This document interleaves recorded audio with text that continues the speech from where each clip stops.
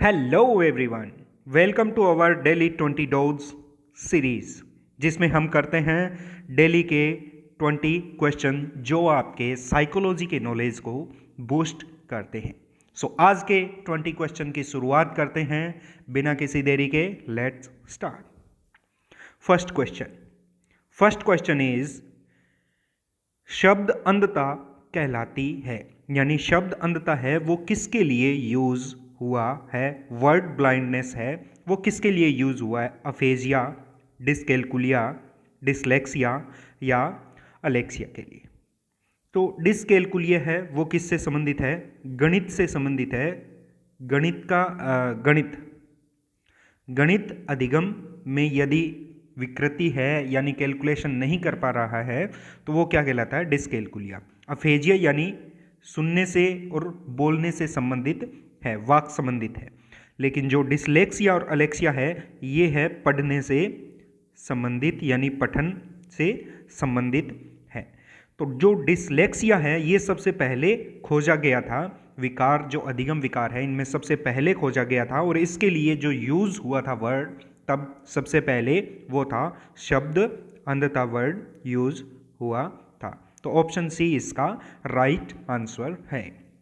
Question next, कार्यसूचक क्रिया परिभाषित करना किस उद्देश्य से संबंधित है? हमने जो लेसन प्लान बनाना सीखा था उसमें जो जैसे ब्लूम टैक्सोनॉमी देखी थी, तो ब्लूम टैक्सोनॉमी ने जब हम किसी क्वेश्चन को ये बोलते हैं कि इसको परिभाषित कीजिए यानी इसकी परिभाषा लिखिए, तो ये किससे संबंधित है? ज्ञान के उद्देश्य से, बोध के, प्रयोग के यानी एप्लीकेशन के, या फिर एनालिसिस के उद्देश्य से संबंधित है। तो ये किससे संबंधित है? ये ज्ञान के उद्देश्य से संबंधित है, यानी ज्ञान सामने वाले का नॉलेज जानने के लिए हम पूछते हैं। अब यहाँ पर अगर परिभाषित करने की जगह ये लिखा होता कि अपने शब्दों में परिभाषित कीजिए, अपने शब्दों में परिभाषित कीजिए या लिखिए, शब्दों में परिभाषित कीजिए, तब इसका आंसर क्या होता? ये आप कमेंट करके बताइए कि इसका आंसर, सेकंड क्वेश्चन का आंसर ये होता यदि ये क्वेश्चन में दिया हुआ होता। नेक्स्ट क्वेश्चन, निम्न में से कौन सा समस्यात्मक बालक नहीं है? जो हमने समस्यात्मक बालक पढ़े हैं उनमें से किस प्रकार के बालक समस्यात्मक बालक में नहीं आते? चोरी करने वाले, झूठ बोलने वाले, माता पिता का कहना न मानने वाले, या मंदबुद्धि यानी मानसिक मंदबुद्धि बालक। तो इनमें से कौन से बालक है जो समस्यात्मक बालक नहीं है? समस्यात्मक बालक होते हैं जैसे जो कक्षा से भाग जाते हैं, कहना टीचर्स का बार बार कहने पर भी उस बात को अमल में नहीं लाते हैं, तो इस प्रकार के बालक हैं समस्यात्मक बालक हैं, जिसमें चोरी करने वाले भी आते हैं, झूठ बोलने वाले भी आते हैं, या फिर कोई शारीरिक या फिर मानसिक रूप से यदि कोई अपंग है, मंदबुद्धि है, वो बालक भी इसमें आते हैं। यानी माता पिता का कहना न मानने वाले बालक हैं वो इसमें नहीं आते, समस्यात्मक बालक उनको नहीं कहा जा सकता। नेक्स्ट क्वेश्चन, निम्नलिखित में से कौन सा स्पेंगर द्वारा दिया गया व्यक्तित्व का वर्गीकरण नहीं है? ध्यान रखना, नहीं है, जो नहीं है। सामाजिक, कलात्मक, सुडोलकाय, सैद्धांतिक। अब आपने पढ़ा होगा, हमने जब पर्सनैलिटी की क्लास की थी तो उसमें स्पेंगर का जो वर्गीकरण था उसने 6 प्रकार के व्यक्तित्व बताए थे। 6 प्रकार के व्यक्तित्व में कौन से थे और कौन से नहीं थे? उसमें सामाजिक था, कलात्मक था, सुडोलकाय और सैद्धांतिक। सैद्धांतिक उसका था, सुडोलकाय किसने, ये स्पेंगर ने नहीं बताया। तो इसका आंसर क्या हो गया? सुडोलकाय, यानी ये वर्गीकरण स्पेंगर ने नहीं दिया। अब आप बताइए कि सुडोलकाय है वो किसने बताया था, यानी ये पर्सनैलिटी है वो किसने बताई थी? नेक्स्ट क्वेश्चन, प्रस्तावना, प्रस्तुतिकरण, तुलना और संबंध, सामान्यीकरण और प्रयोग, ये चरण किसके हैं? ब्लूम उपागम के, हर्बर्ट उपागम के, मॉरिसन के, या फिर ग्लोब्रियन के? हमने ज़्यादातर पढ़ते हैं वो पढ़ते हैं ब्लूम के पढ़ते हैं, हर्बर्ट के पढ़ते हैं, मॉरिसन के पढ़ते हैं, इसकी जगह हम हंट के पढ़ते हैं, हंट के। ठीक है, तो ये 4 प्रकार के उपागम जब हम पढ़ते हैं, शिक्षण उपागम, शिक्षण के उपागम है ये। तो शिक्षण के उपागम यदि हम पढ़ते हैं तो हम पढ़ते हैं कि जो हर्बर्ट था, हर्बर्ट, इसने पंचपदीय प्रणाली दी, 5 सोपान बताए। तो उसमें से पहला था प्रस्तावना, दूसरा था प्रस्तुतिकरण, तीसरा था तुलना करना और उसके उनमें संबंध खोजना, चौथा था निष्कर्ष निकालना या फिर सामान्यीकरण करना, और पांचवा क्या था, उसका एप्लीकेशन यानी प्रयोग के बारे में जानना, प्रयोग करना उस पर। तो ये 5 पद बताए थे, किसने बताए थे, हर्बर्ट ने बताए थे। तो इसका आंसर क्या हुआ, हर्बर्ट इसका आंसर हुआ। नेक्स्ट क्वेश्चन, राहुल एमए की परीक्षा में देने जाते समय सीढ़ियों से गिर जाता है और दर्द से बचने हेतु वे क्या करता है, एक दर्द निवारक गोली है वो खा लेता है। तो ये अभिप्रेरक है, मोटिव है, ये कौन सा है, जैविक पढ़ा है हमने, अर्जित पढ़ा है, उपलब्धि पढ़ा है, या फिर ये सभी हैं, वो इस कंडीशन में अप्लाई होंगे। ये सभी अभिप्रेरक इस कंडीशन में अप्लाई होंगे। ध्यान दीजिए, अगर आपको मोटिवेशन, ये क्वेश्चन जो मोटिवेशन अपना लेसन है वहाँ से लिया गया है। यदि आपका इस लेसन को पढ़ना है तो आप अपनी जो कंप्लीट साइकोलॉजी है उस सीरीज़ में जाके आप इस लेसन को देख सकते हैं, जो कि जल्द ही कल ही आने वाला है लेसन। तो इसको देख लेना, मैं यहाँ पर आई बटन में इसको डाल भी दूंगा, तो वहाँ से भी आप चेक कर सकते हो। अभी बात कर रहे हैं हम, ये कौन सा मोटिव है। यदि आपको पता है तो आप कमेंट करके बताइए। अभी एक्सप्लेन किया जा रहा है कि यदि वो गिर जा रहा है, एमए का पेपर देते समय वह गिर जा रहा है तो उसे दर्द हो रहा है, दर्द होने पर वो दवा ले रहा है। तो मोटिव क्या है, मोटिव क्या है, दवा लेना, और किस वजह से, दर्द की वजह से। तो ये कोई अर्जित नहीं है, ये उपलब्धि अभिप्रेरक नहीं है। उपलब्धि अभिप्रेरक क्या होता है, चुनौतीपूर्ण कार्य को अच्छे ढंग से करने का एक तरीका है। और ये क्या है, एक जैविक अभिप्रेरक है, यानी दर्द क्या है, एक जैविक अभिप्रेरक है। तो इसका आंसर क्या होगा, ए इसका आंसर होगा। नेक्स्ट क्वेश्चन, यह विचार कि विकास की किसी भी अवस्था में कुछ भी सिखाया जा सकता है, यानी डेवलपमेंट की कोई भी फेज हो उसमें कुछ भी सिखाया जा सकता है, फेज से कोई फर्क नहीं पड़ रहा कि ये नहीं सीखेगा। तो ये किसने दिया था, यानी ये व्यक्त किसने किया है, पियाजे ने, आसुबेल ने, ब्रूनर ने, गेने ने। तो ये किसने बताया था, किसने वर्ड दिया है, ये कथन किसका है, ये ब्रूनर का है। ब्रूनर ने एक कॉग्निटिव डेवलपमेंट की भी थ्योरी दी थी ब्रूनर ने, तो वो भी पढ़ी होगी आपने। अगर नहीं पढ़ी तो फिर से यहाँ पर बने रहिए, आपको जल्द ही मिलेगी। नेक्स्ट क्वेश्चन, एक बावर्ची है, काफ़ी अच्छा क्वेश्चन है, ध्यान से देखिए। एक बावर्ची है, वो खाना पकाते समय खाने को बार बार चखता है। तो यह सोपान, यह कौन सा सोपान है, यानी ये किसके अंतर्गत आएगा, सीखने का आंकलन, सीखने के लिए आंकलन, सीखने के रूप में आंकलन, आंकलन और सीखना।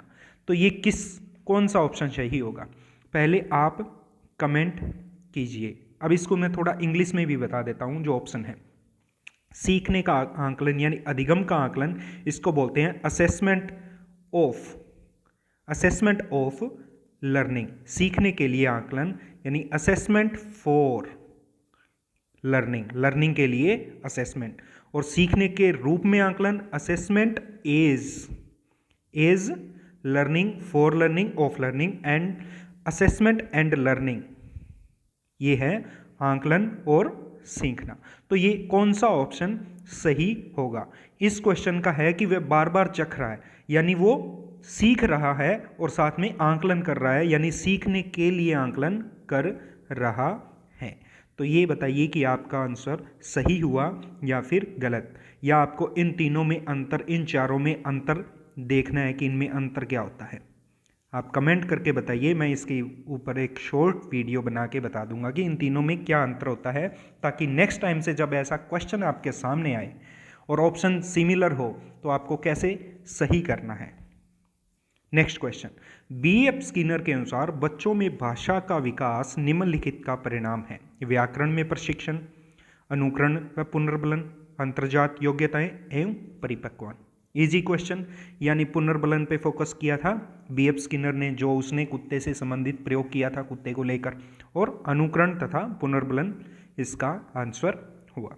नेक्स्ट क्वेश्चन, वातावरण वह बाहरी शक्ति है जो हमें प्रभावित करती है, ये कथन किसका है, वुडवर्थ का, रोस का, अनस्टी का, और इनमें से कोई नहीं। तो ये कथन है, रोस का कथन है।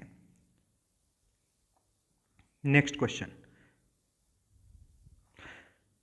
11 हम सभी अपनी बुद्धि, प्रेरणा, अभिरुचि आदि में के संदर्भ में भिन्न होते हैं। ये सिद्धांत किससे संबंधित है? भिन्नता से, पर्यावरण से, बुद्धि से या फिर वंशानुक्रम से। यदि हम भिन्न होते हैं बुद्धि में, प्रेरणा में, अभिरुचि में, तो ये किसकी बात कर रहा है? ये व्यक्तिगत विभिन्नता की बात कर रहा है। नेक्स्ट क्वेश्चन, यदि सूत्र L इक्वल, अब ध्यान रखिए L इक्वल जी, ये जो सूत्र दिया है इसमें L अधिगम है और E व PF क्या है, तो थोड़ा इसको सही करके लिख रहा हूँ।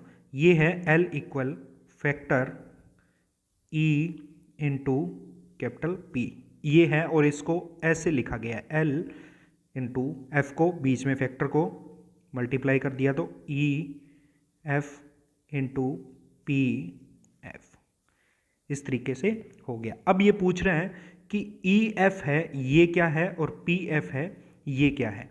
आपने मिलता जुलता इससे रिलेटेड एक और पढ़ा होगा जब हमने कुर्ट लेविन की फील्ड थ्योरी के बारे में पढ़ते हैं, तो हम क्या पढ़ते हैं, वहाँ पे लिखा है B equal factor P into E। ये बिल्कुल वही है, यहाँ पे बिहेवियर है, यहाँ पे क्या है, लर्निंग है। दोनों सिमिलर है, लर्निंग बिहेवियर एक ही बात है, सिमिलर हैं दोनों काफ़ी फैक्ट में। तो अब ये पूछ रहे हैं हमें जवाब देना है EF और PF क्या है। यहाँ पर था पर्सनल, जो उसका व्यक्तिगत कारक, और यहाँ पर क्या था, एनवायरनमेंट कारक। तो हमें पूछ रहा है एनवायरनमेंट कारक और व्यक्तिगत कारक के बारे में, ऑप्शन सी में जो दिया हुआ है। तो ये किसके थे, एनवायरनमेंट कारक और व्यक्तिगत कारक के गुणन से लर्निंग प्रभावित होती है, और ये कुर्ट लेविन ने जो फील्ड थ्योरी दी थी उससे भी रिलेशन रखता है। नेक्स्ट क्वेश्चन, जब पूर्व का अधिगम नई स्थितियों के सीखने में किसी भी प्रकार का प्रभाव नहीं डालता, तो यानी शून्य प्रभाव, जीरो स्थानांतरण होता है, तो ये है शून्य स्थानांतरण। Easy question. नेक्स्ट क्वेश्चन, एक बालक प्रतिदिन कक्षा से भाग जाता है तो वह क्या कहलाएगा? सामान्य, पिछड़ा, कुसमायोजित, विकलांग। विकलांग नहीं है, सामान्य तो नहीं है जब प्रतिदिन भाग रहा है तो। पिछड़ा बालक क्या होता है? पिछड़ा बालक अलग होते हैं। कुसमायोजित या फिर इसको क्या कहेंगे, जो हमने पहले पढ़ा था, समस्यात्मक। समस्यात्मक, जो समस्यात्मक या फिर कुसमायोजित बालक है वो क्या होते हैं, प्रतिदिन कक्षा से भाग जाते हैं। यानी जो प्रतिदिन कक्षा से भाग जाता है उस बालक को समस्यात्मक बालक भी कह सकते हैं या फिर कुसमायोजित है। समायोजन कुसमायोजन में हम देखते हैं। नेक्स्ट क्वेश्चन, निम्नलिखित में से कौन सा युग्म सही नहीं है? जो नहीं है उस पर बहुबुंदी सिद्धांत गिलफोर्ड से संबंधित, क्लासिकल अनुबंधन सिद्धांत पावलोव से, मनोसामाजिक सिद्धांत एरिक्सन से, अर्थपूर्ण मौखिक सिद्धांत आशुबेल से। तो हम देखते हैं कि जो अर्थपूर्ण मौखिक सिद्धांत है ये आशुबेल ने दिया, हाँ जी। मनोसामाजिक सिद्धांत है ये एरिक एरिक्सन का है, और क्लासिकल अनुबंधन सिद्धांत कौन सा, वहीं पावलोव और उसके कुत्ते वाला। और बहुबुद्धि सिद्धांत है वो किसका है, गिलफोर्ड का नहीं बल्कि किसका है, हार्वर्ड गार्डनर का। तो ए इसका सही होता है आंसर। नेक्स्ट है, दो बच्चे टाइपिंग करना सीख रहे हैं जिसमें नदीम जल्द से टाइपिंग कर रहा है और यासीन है वो बहुत धीरे धीरे टाइप कर रहा है। तो ये किस प्रकार की विभिन्नता हुई? मानसिक विभिन्नता, अधिगम में विभिन्नता, गामक, या फिर इनमें से कोई नहीं। आपकी टाइपिंग क्या है, आपकी उंगलियों के प्रशिक्षण पे है। आप जितना प्रैक्टिस करोगे आपकी उंगलियां उतनी ही प्रशिक्षित होंगी, तो इसको बोलते हैं आपकी मोटर एक्टिविटीज़ में प्रशिक्षण होना। उनकी एक्टिविटीज़ धीरे धीरे जैसे जैसे आप क्या करोगे, अभ्यास करोगे, वैसे वैसे बढ़ेगी। तो ये है गामक विभिन्नता है। नेक्स्ट है, शिक्षा बिना बोझ के, इसका अर्थ क्या है? बिना किसी पाठ्यक्रम के शिक्षा व्यवस्था, तो बिना किसी पाठ्यक्रम के नहीं हो सकती। पाठ्यचर्या के बोझ को कम करना, सभी शिक्षार्थियों को केवल एक पुस्तक से पढ़ाना, या फिर विभिन्न पाठ्य पुस्तकों के स्थान पर एक मोटी पुस्तक द्वारा शिक्षा व्यवस्था उपलब्ध करवाना। तो बिना बोझ के शिक्षा है, इसका मतलब आपके कैरिकुलम के बोझ को कम करना है, पाठ्यचर्या के बोझ को कम करना है। नेक्स्ट क्वेश्चन, निम्न में से कौन सा तरीका प्रत्यक्ष समायोजन का है? यानी डायरेक्ट जो एडजस्टमेंट की बात कर रहा है वो कौन सा तरीका है, प्रक्षेपण, दमन, प्रतिगमन या फिर लक्ष्यों का प्रतिस्थापन। तो आप बताइए कि इनमें से कौन सा तरीका है जिसके द्वारा प्रत्यक्ष समायोजन संभव है। तो प्रत्यक्ष समायोजन किसके द्वारा है, लक्ष्यों का प्रतिस्थापन, ये पढ़ा था हमने प्रत्यक्ष समायोजन के अंतर्गत। नेक्स्ट क्वेश्चन, बाल अपराध का कारण है माता पिता में अनबन यानी कलह रहना, परिवार के सदस्यों का सहानुभूतिपूर्ण व्यवहार, सहानुभूतिपूर्ण व्यवहार होगा तो बाल अपराध नहीं होगा, तो ये आंसर गलत है।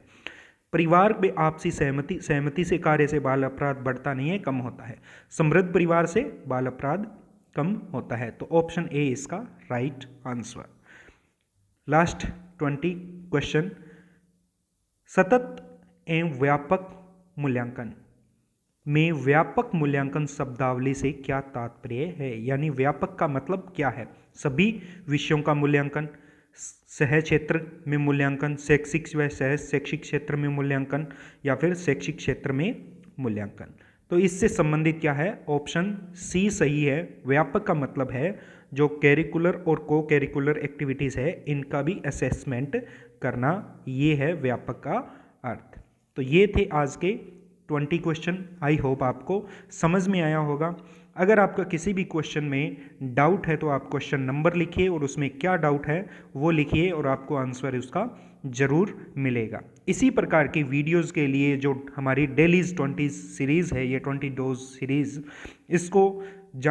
इसको और अधिक देखने के लिए हमारे चैनल को सब्सक्राइब करें। मिलते हैं नेक्स्ट वीडियो में, तब तक के लिए स्टे ट्यून।